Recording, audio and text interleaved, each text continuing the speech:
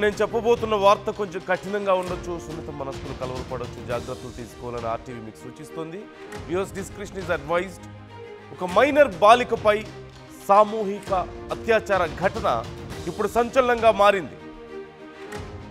ఇంట్లోకి తీసుకెళ్లి ముగ్గురు యువకులు ఒక మైనర్ బాలిక మీద దారుణంగా అత్యాచార యత్నం చేశారు. ఖమ్మం జిల్లా కొణిజర్ల మండలంలో ఈ ఘోరం చోటు చేసుకుంది.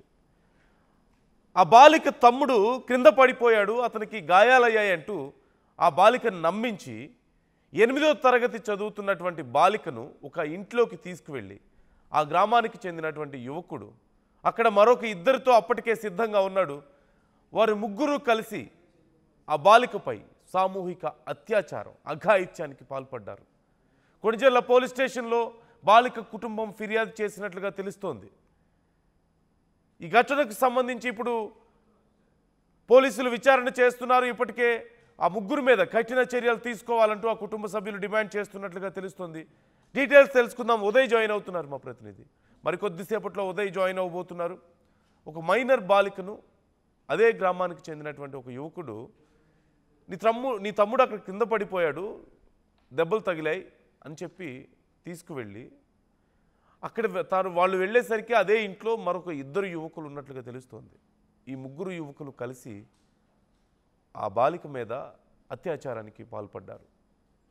అయితే తర్వాత వెళ్ళి ఆ బాలిక వాళ్ళ ఇంట్లో వాళ్ళకి చెప్పడంతో పోలీస్ స్టేషన్కి వెళ్ళారు, కేసు నమోదు చేశారు.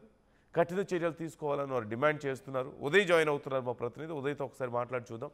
ఉదయ్, ఈ అంశానికి సంబంధించి డీటెయిల్స్ ఏంటి, ఏం చర్యలు తీసుకోబోతున్నారు, అసలు ఘటన ఎలా జరిగింది?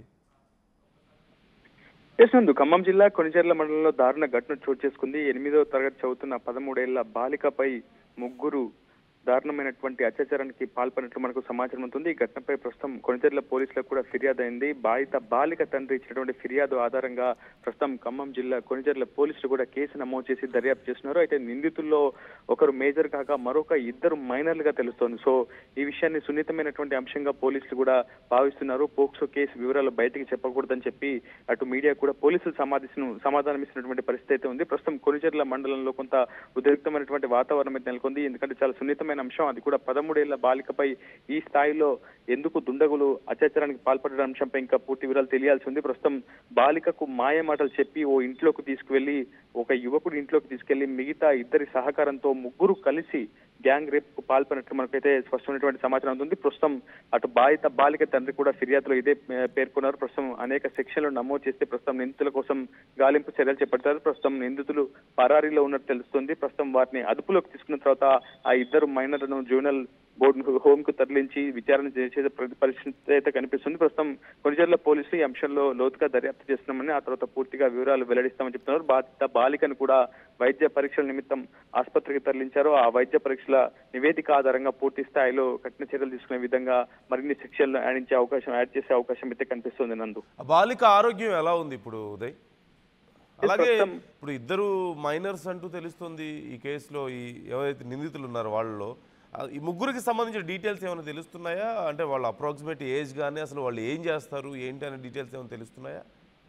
ప్రస్తుతం ముగ్గురులో ఒకరు మాత్రం ఇంటర్మీడియట్ విద్యార్థిగా మనకు సమాచారం అవుతుంది. మిగతా ఇద్దరు ఎక్కడి వ్యక్తులు, వాళ్ళు ఆ గ్రామానికి చెందినటువంటి వ్యక్తులా లేదనేది మాత్రం తెలియాల్సి ఉంది. అయితే శుక్రవారం రాత్రి వేళ ఈ ఘటన జరిగినట్టు మనకు సమాచారం. శుక్రవారం అదే రోజు బాలిక తల్లిదండ్రులు ఇద్దరు కూడా పనుల నిమిత్తం హైదరాబాద్ కు వెళ్లారు.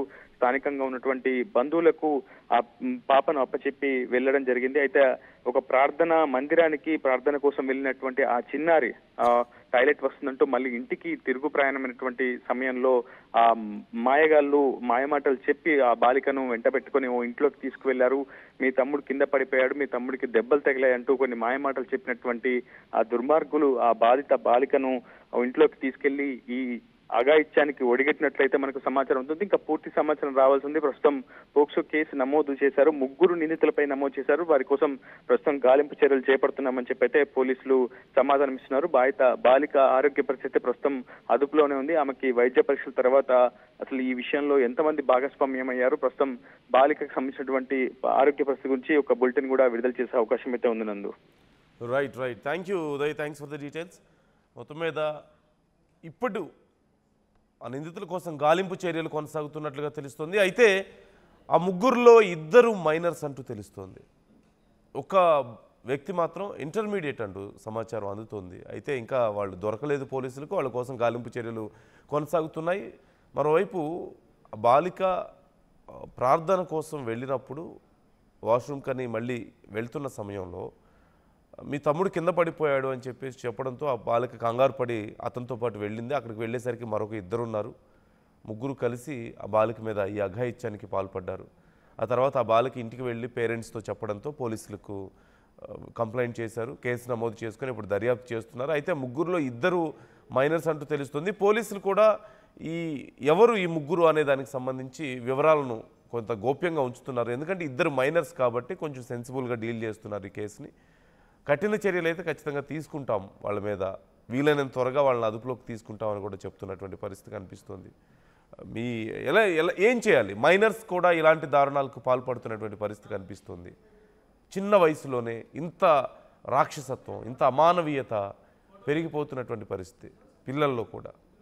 ఏం చేయాలి ఈ విషయంలో? కామెంట్ చేసే ప్రయత్నం చేయండి. అసలైన తొలి వెలుగు. ఫాలో వాట్సాప్ @తొలి వెలుగు official.